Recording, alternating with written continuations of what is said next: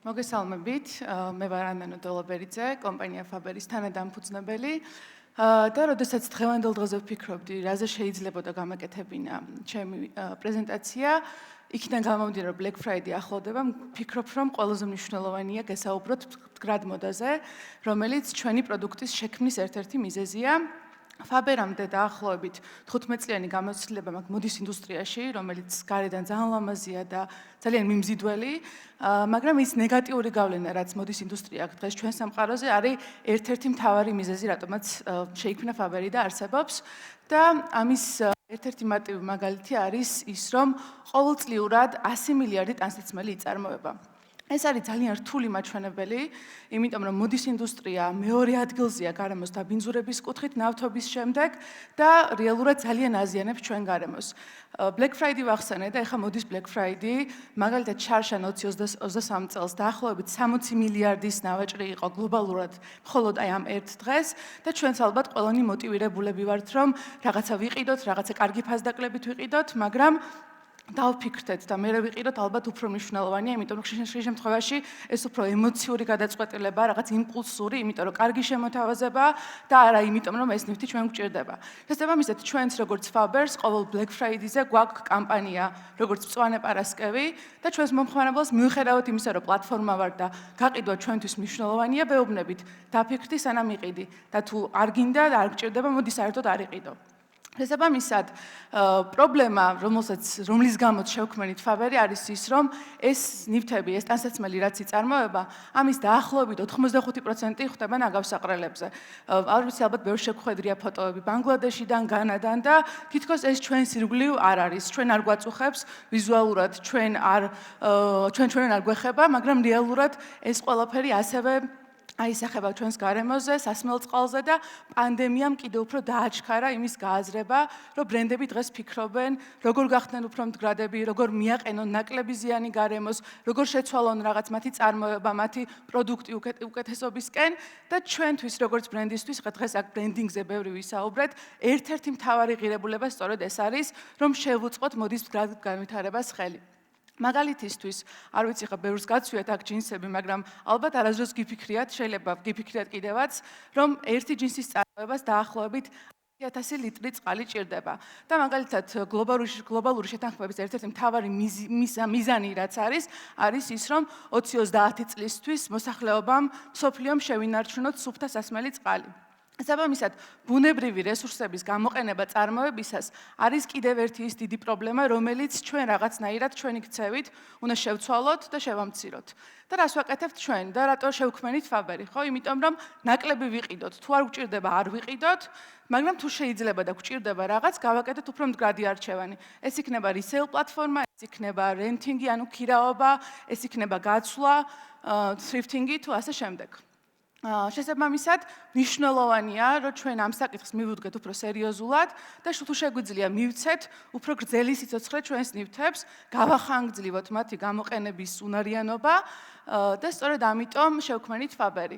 ყველაზე მდგრადი არჩევანი ჩვენთვის დღეს არის სწორედ ის ტანსაცმელი, რომელიც ჩვენს გარდერობშია, თუმცა აქაც არის ერთი პრობლემა ის, რომ დაახლოებით ამ ჩვენი გარდერობის 80%-ს კვლევების მიხედვით გლობალურად ჩვენ არ ვიყენებთ. სწორედ აქედან გაჩნდა Faber-ის შექმნის იდეა, რომ მივცეთ მეორე სიცოცხლე ნივთებს, ისეთ ნივთებს, რომლებსაც ჩვენ აღარ ვიყენებთ და მეორე მხარეს ადამიანებმა შეიძინონ ასევე ნივთები, რომლებიც უკვე გამოყენებულია, თუმცა ამ შემთხვევაში ძალიან კაი ტერმინი არის ინგლისურად pre-loved, რომელსაც ქართულად ესე გემრიელი თარგმანი არ აქვს, მაგრამ ვფიქრობ, რომ ყველასთვის გასაგებია, რას ნიშნავს pre-loved item. ყველაფერი დაიწყო თბილისში 2019 წელს.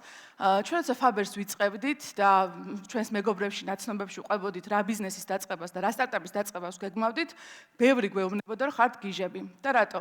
2019 წელს როცა Faber-ს ვიწყებდით, ელკომერციის პენეტრაცია ქვეყანაში იყო დაახლოებით 1%. და ასევე 90-იანებ გამოვლილი ქვეყნისთვის მეორადი ტანსაცმელი გახადოს ვიღაცისთვის საინტერესო იყო ასევე ძალიან ნეგატიური ფონი, იმიტომ რომ ძალიან ბებიაჩემი მეუბნებოდა, რომ აი მეორადებს ვინ იყიდის, რატო აკეთებ ესეთ ბიზნესს. მაგრამ ჩვენ რაღაცნაირად გვჯეროდა ჩვენი იდეის რომ მოდის მომავალი მიდის აქეთკენ, მაშინ ესე გათვითცნობიერებული მდგრადმოდაში და ასე შემდეგ, რა თქმა უნდა, არ ვიყავით და ეს უფრო დრომ და გამოცდილება მოიტანა, მაგრამ ისიც გვჯეროდა იყო ის, რომ ძალიან ბევრი ტანსაცმელია მთელ მსოფლიოში და ამის ცირკულაცია რაღაც საინტერესო შეიძლება იყოს. თუნდაც მარტივი მაგალითი რო გითხრათ, კიდე 10 წელი საერთოდ ტანსაცმლის წარმოება რო არ მოხდეს, ის რაც უკვე წარმოებულია, მთელ მსოფლიოს ეყოფა. Faberi დავიწყეთ ჩვენი ასე ვთქვათ რაღაც პირადი ინვესტიციით $15,000 და დღეს Faberis ღირებულება დაახლოებით $10 მილიონამდეა და ეს არის სოციალური ქსელისა და e-commerce-ის მიქსი, რომელიც ძალიან ბევრ რაღაცას აერთიანებს. ეს არ არის მხოლოდ რაღაც shopping პლატფორმა, აქ მომხმარებლებს შეუძლიათ ერთმანეთი გამოიწერონ, ბრენდები გამოიწერო, დაულაიქო, დაუკომენტარო, გვაქვს რამდენიმე ქვეყანა ჩაშენებული, ეს არის უკრაინა, სომხეთი, აზერბაიჯანი, ამავე ქვეყნების payment processing-ი, ლოჯისტიკა, მოკლედ ძალიან კომპლექსური აპლიკაციაა. ერთი შეხედვით თქვენ შეიძლება დღეს ამ დარბაზიდან შეხვიდეთ ერევანში Faberიდან, შეიძინოთ ნივთი და მეორე დღეს ის Faberმა სახლში მოგიტანოთ და პროცესი მაინც ორი სიტყვით ვიტყვით, თუ ვინმე არის ის დასაკეთებს ჩვენი პლატფორმა, თქვენ ტვირთავთ აპლიკაციაში ნივთს გასაყიდად და როგორც კი ნივთი გაიყიდება, უკვე Faber's ეს ნივთი მოაქვს ჩვენთან ოფისში, გადის ხარისხის კონტროლს, მოწვდება ავთენტურობა, შემდეგ იფუთება, მიდის მყიდველთან და გამყიდველს ურიცხავთ თანხას. ბრენდინგი და ბრენდის ღირებულებები. ეს არის ის მთავარი, ასე ვთქვათ, ხაზი, რომლის ირგვლივაც პირველი დღიდან ტრიალებს Faberi და ერთი საინტერესო რაღაც მინდა მოვყვეხ, ძალიან ბევრი ვისაუბრეთ დღეს მარკეტინგზე, სტრატეგიებზე, გეგმებზე, რა უნდა გავაკეთოთ და როგორ. შუაც 2019 წელს დავიწყეთ Faberზე მუშაობა, ზოგადად როცა ტექნოლოგიაზე მუშაობ, ყოველთვის გაქვს ის მომენტი, რომ რაღაც გინდა რომ უფრო დახვეწო, უფრო კარგი გახდეს პროდუქტი და დაახლოებით ამ სატესტო პერიოდმა დაახლოებით 9 თვეს გასტანა და ბოლოს უკვე თქვით, რომ მოდი გავუშვათ, ვნახოთ, ხალხი გადმოწერს აპლიკაციას და გვეტყვის რა მოწონთ, რა არ მოწონთ და რაღაც აი ამაზე ვიყავით კონცენტრირებულები, ისე რომ საერთოდ მარკეტინგის ბიუჯეტი არ გქონდა, არანაირი სტრატეგია, არანაირი გეგმა, არანაირი არაფერი და აღმოჩნდა ისე, რომ პირველად დღეში დარეგისტრირდა 10,000 ადამიანი, გქონდა სრული ქაოსი ოფისში, ვერ ხვდებოდით ეს ხალხი საიდან მოვიდა, რატო გადმოწერეს, რატო ყიდულობდნენ, რატო ყიდდნენ. უბრალოდ გვეგონა, რომ ერთი 100 კაცი თუ გადმოწერს და გვეტყვის რა ბაგები გვაქვს, რა პრობლემები გვაქვს, რაღაცა ამ მოტივით ვიყავით. მაგრამ ბრენდმა 2019 წელს შეძლო ის, რომ ძალიან მალე, სრულიად უფასოდ ძალიან ბევრმა ადამიანმა დაიწყო Faberis გამოყენება და ეს იყო ჩვენთვის რაღაცნაირად პირველი ნიშანი იმისა, რომ აი ეს ადამიანები, რომლებიც თვითონ რომ ჩვენ გიჟები ვიყავით, თურმე არასწორად თვლდნენ, იმიტომ რომ ამ პროდუქტს აქვს პოტენციალი, რომ გახდეს წარმატებული. შესაბამისად, როცა ვსაუბრობთ მდგრადობაზე და ბუნებრივი რესურსების გამოყენებაზე, ეს არის ჩემი საყვარელი სლაიდი. შეიძლება ესე რთული წარმოსადგენია, მაგრამ Faberში გადაყიდული ნივთებით ჩვენ დაახლოებით 50 მილიონი ლიტრი წყალი დავზოგეთ და ასევე 180,000 კილოგრამი ნახშირბადის ემისია მოვახდინეთ. ეს სამნიშნულოვანი მაჩვენებელია, იმიტომ რომ თუ ერთი ჯინსის წარმოებას 10,000 ლიტრი წყალი ჭირდება, ის ნივთები, რაც Faberზე გადაიყიდა და ამ დროს მომხმარებელი არ წავიდა fast fashion ბრენდის მაღაზიაში და ახალი არ იყიდა და არ მისცა ბიძგი იმის, რომ კიდე მეტი წარმოება ყოფილიყო, რეალურად ჩვენზე ყველაზე აისახება ყოველდღიურად, იმიტომ რომ რეალურად წყლის მოფრთხილება და ბუნებრივი რესურსების მოფრთხილება არის ჩემი აზრით დღევანდელ დღეს ყველაზე დიდი გამოწვევა და ყველაზე მნიშვნელოვანი და პანდემიამ მე მგონი კიდევ უფრო დაგვანახა ამ ყველაფრის მნიშვნელობა. ქალები ესეც არის მეორე ჩვენი მთავარი მისია, ასე ვთქვათ, და ძალიან ამაყივარ იმით, რომ პირველი დღიდან Faberis თანამშრომლების 80% არიან ქალები, საზღვარგარეთ, ანუ ყველა ქვეყანაში, სადაც Faberია დღეს წარმოდგენილი, 100%-ით ქალი თანამშრომლები ყავს და ჩვენი მომხმარებლების 90% არიან ქალები და ვფიქრობ, სადაც კი შემიძლია, ყოველთვის ამას უსვამ ხაზს, რომ ქალების გაძლიერება და მეტი ქალი ყველა ინდუსტრიაში არის ძალიან მნიშვნელოვანი, განსაკუთრებით ჩვენაირი განვითარებადი ქვეყნებისთვის და ყოველთვის ვცდილობთ, რომ რაც შეიძლება მეტი ქალი იყოს თუნდაც Faberში, თუნდაც ჩვენს ირგვლივ, იმიტომ რომ ძალიან მნიშვნელოვანია ქალების როლი განსაკუთრებით ესეთ ბიზნესებში.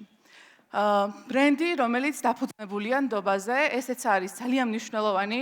მე უკვე ვახსენე, რომ ჩვენ ავთენტიფიცირებას უკეთებთ ყველა ნივთს, რაც იყიდება Faberზე და გვაქვს anti-fake policy. ანუ Faberზე fake პროდუქციას არ ვყიდით. ესეც მინდა გითხრათ, რომ რაღაცნაირად ჩვენთვის როგორც ბრენდისთვის იყო გამოწვევა, იმიტომ რომ დღემდე გვიწევს რაღაცნაირად educational კომუნიკაციის გაკეთება მომხმარებლებისთვის. ალბათ არ გაგიკვირდებათ, რომ გქონია кейსები, რომ ვიყიდე ეს შანელის შანთა და მე რა რომ ფეიქია, მომწონს და მინდა, მაგრამ მომწონს და მინდა ჩვენთან არ ხდება, იმიტომ რომ ჩვენ ძალიან წინააღმდეგები ვართ ფეიქი პროდუქტების და ძალიან მნიშვნელოვანია ეთიკური შოპინგი. და ის ყველაფერი, რაც აი ამ ფეიქ ინდუსტრიის უკან ხდება, იცოდეს მომხმარებელმა, ესმოდეს და თუ 5 წლის წინ როცა დავიწყეთ მომხმარებელს არ ესმოდა და გვიწევდა ახსნა, დღეს პირველი კითხვა მათგან ნივთს როცა იყიდიან, შემოდის ჩვენთან არის ის, რომ ხო ავთენტურია, ანუ მათთვის უკვე ამას მნიშვნელობა მიანიჭა. ამიტომ მე როგორც კომპანია ერთია როცა ბიზნესს ვაკეთებ, მაგრამ რაღაც ღირებულ ერთ ინფორმაციას მაინც თუ მივაწვენ მომხმარებელს და მის ქცევას შევცვლი, ეს იქნება უფრო მდგრადობის კუთხით თუ ეთიკური შოპინგის მიმართულებით. ვფიქრობ, რომ ჩემს საქმეს სწორად ვაკეთებ. შესაბამისად, Faber-ზე ამ წლების განმავლობაში დაახლოებით 100,000-ზე მეტი ლაქშერი ბრენდის ავთენტიფიკაცია მოხდა და ამ ყველაფერს ჩვენი გუნდი, ავთენტიკაციის ექსპერტები in-house თბილისში აკეთებენ და აქაც ძალიან დიდი გამოწვევა იყო, როცა ამ ყველაფერს ვიწყებდით, იმიტომ რომ როცა გავაკეთე მოკვლევა, რომ აი ვინ უნდა ავიყვანო ამ პოზიციაზე, პასუხი მივიღე, რომ არავინ, იმიტომ რომ არავინ ამის კეთება არ იცოდა, თუმცა ახლა აგზის დარბაზში ერთი გოგო, რომელმაც ეს მიმართულება გამართა Faber-ში და ძალიან მნიშვნელოვანია. რაც შეეხება ამ სლაიდს, ეს არის ჩემი ერთ-ერთი ყველაზე მთავარი მიმართულება კომპანიაში. Faber-ი როგორც marketplace-ი წარმოადგენს ორ მხარეს, ერთი არის გამყიდველი, ვინც ყიდის და მეორე მყიდველი. ანუ ორი ტიპის მომხმარებელთან გვაქვს შეხება, როცა ერთი ნივთი იყიდება Faber-ში და ეს არის ის community, რომელიც მთავარი დრაივერია ჩვენი ბიზნესის და შესაბამისად მთელი ჩვენი მარკეტინგული კომუნიკაცია აწყობილია სწორედ ამ ადამიანებზე. ისინი ვინც ყიდიან და ისინი ვინც ყიდულობენ. ესეც არის ჩვენი ერთ-ერთი საყვარელი პროექტი. მე იმიტომ რომ ამდენი წელია მოდის ინდუსტრიაში ვარ, street style-ი, ასე ვთქვათ, მოდის ინდუსტრიაში და მოდის სფეროში ერთ-ერთი ყველაზე მნიშვნელოვანი მიმართულებაა და თუ ტარდება მოდის კვირეულები, დაახლოებით იმდენივე ყურადღება ექცევა street style-ს დღეს, რამდენიც შეიძლება უშუალოდ დიზაინერების შოუს. შესაბამისად, თბილისში ვატარებთ ასე ვთქვათ street style გადაღებებს, ერთ-ერთ ტოპ ქართულ street style ფოტოგრაფთან გურამ კაპანაძესთან ერთად და ვიღებთ ჩვენს მომხმარებლებს, რომლებსაც რაღაც განსაკუთრებული აღმოჩენები აქვთ Faber-ზე, იმიტომ რომ Faber-ის მთელი მუღამი, ასე ვთქვათ, არის ის, რომ ყველა აიტემი, ყველა ნივთი არის ერთი უნიკალური, იმ წუთას შეიძლება შენი მოსაწონი ზომის, ფერის და ბრენდის ნივთი დაიდოს და თუ იმ წუთას არ იყიდი, უბრალოდ ვიღაც სხვა იყიდის და შენ აღარ შეგხვდება. ბრენდინგიც ერთ-ერთი მნიშვნელოვანი იყო, თუნდაც აი იმ წარმატების, როცა ვთქვი, რომ პირველ 10 დღეში 10,000 ადამიანი დარეგისტრირდა თქო და ბრენდინგის დამსახურება ვისიც არის ის ადამიანიც ახლა აგზის, ეს არის კესო. Faber-ის კრეატიული დირექტორი, ეხა ალბათ არავის არაფერი აღარ გვიკვირს, მაგრამ 2019 წელს ჩვენ Faber-ი დავიწყეთ. Faber-ის ბრენდირებული შეფუთვაც კი ჩვენი მომხმარებლებისთვის იყო რაღაცა განსაკუთრებული, იმიტომ რომ ჩვენ ისინი არ ყიდულობდნენ ნივთებს ახალი მაღაზიიდან, ისინი ყიდულობდნენ მეორად ტანსაცმელს და მათ მისდიოდათ ეს ყველაფერი ყუთით, ბრენდირებული ყუთით, შეფუთვით, პერსონალიზირებული ბარათებით და ეს იყო პერიოდი, როდესაც აბსოლუტურად ყველა მომხმარებელი სოციალურ ქსელებში აზიარებდა Faber-ის შენაძენებს. უფასოდ, არანაირი რაღაც ოფერი არ გჭირდებოდა იმისთვის, რომ გააზიარე ჩემი შეკვეთა და მიიღე cashback-ი ან რაიმე მსგავსი, პირიქით მომხმარებლები იყვნენ მოტივირებულები იმისთვის, რომ Faber-ის შენაძენები მათ გაეზიარებინათ. გულახდილად გეტყვით, თავიდან მქონდა ის განცდა, რომ კაი, შეიძლება იყიდონ, მაგრამ ალბათ არ გააბაზრებენ, შეიძლება არ უნდოდეთ, რომ თქვან, რომ მეორად ვიყიდე, მაგრამ საერთოდ პირიქით აღმოჩნდა და რაღაცა ძალიან დიდი ფოლდერი მაქვს. ვაპირებდი მაგითაც სლაიდის აწყობას, მაგრამ მე კესო მითხრა არ იქნება ლამაზია. შესაბამისად, ეს ფაილი მაქვს ძალიან დიდი, სადაც უბრალოდ მომხმარებლების სკრინებია, სადაც მათ უდოთ Faber-ის შენაძენები. და მანდ ძალიან მნიშვნელოვანი რა იყო, ანუ მქონდა ერთი кейსი, რომ გოგონა მიყიდა ნივთი, იმ დღეს სელერმა ვერ გამოგვატანა და ვუთხარით, რომ ეხა სამსახურის მიზამარზე ვერ მოგიტანთ, მაგრამ საღამოს სახლში მოგიტანთ. პასუხად გაგვცა, არა, მინდაო რომ Faber-ის ყუთი ოფისში მომივიდეს და ნახონ თანამშრომლებმა, რომ Faber-ზე ვიყიდე ნივთიო. ამიტომ ვფიქრობ, რომ ესე ძალიან მნიშვნელოვანია, როცა რაღაცა ბრენდის ნაწილშიც მომხმარებელს რაღაცა სიამოვნებას ანიჭებ, რაღაც ბედნიერებას ანიჭებს. ჩვენ ყოველ ახალ წელს, ყოველ რაღაც მნიშვნელოვან თარიღში ვფიქრობთ, რომ მომხმარებლები როგორ გავახაროთ და როგორ მივგვაროთ მათ ემოციები, იმიტომ რომ ჩვენი ბმა მომხმარებელთ მხოლოდ ამ შეფუთვით არის რეალურად ფიზიკური, როცა ისინი unboxing-ს აკეთებენ და ვფიქრობ, რომ ძალიან დიდი როლი ითამაშა ამანაც ჩვენი ბრენდის წარმატებაში. ჩვენ ასევე ძალიან აქტიურად ვართავთ სხვადასხვა სოციალურ ქსელებს, მაგალითად 3-4 წლის წინ დავიწყეთ ასევე YouTube ჩანელი, სადაც ზოგადად მოდის მიმართულების ირგვლივ ტრიალებთ და ვთავაზობ ჩვენს მომხმარებლებს სხვადასხვა ინფორმაციებს, ეს იქნება ვთქვათ რაღაცა ტრენდები, 7 days 7 look თუ მსგავსი მილიონი სხვა რაღაც, თუნდაც ის ჩვენი მომხმარებლები როგორ არ მოაჩენენ ხოლმე საინტერესო ნივთებს Faber-ზე და ძალიან ვცდილობთ, რომ ძალიან მრავალფეროვანი და საინტერესო კონტენტი შევთავაზოთ ჩვენს მომხმარებლებს, იმიტომ რომ გონია, რომ ჩვენ არა მხოლოდ ჩვენ ბრენდზე უნდა ვილაპარაკოთ, არამედ ღირებულება უნდა მოუტანოთ მომხმარებელს, რაღაც ახალი ისწავლონ, რაღაც ახალი გაიგონ და მათთვის საინტერესო იყოს ჩვენი ქსელები. შესაბამისად, სწორედ ამიტომ ჩვენი მომხმარებლების 58% კვლავ ყიდულობს Faber-ზე, 57% ყიდის და 95% როგორც აქ მიწერია, მეორე შესყიდვას აკეთებს და არის განმეორებითი მყიდველი და 94% არის განმეორებითი გამყიდველი. ეს ნიშნავს იმას, რომ ყოველთვის ამას ვამბობ, თუ ადამიანმა Faber-ს გემო გაუგო და მისთვის ფაბინგი გასაგები აღმოჩნდა, ის რჩება პლატფორმაზე და მე არ მიწევს როგორც ბრენდს ბევრი წვალება იმისთვის, რომ მომხმარებელი ან შევინარჩუნო, ან მას მეორეჯერ და მესამეჯერ გამოვაყენებინო ჩვენი პლატფორმა.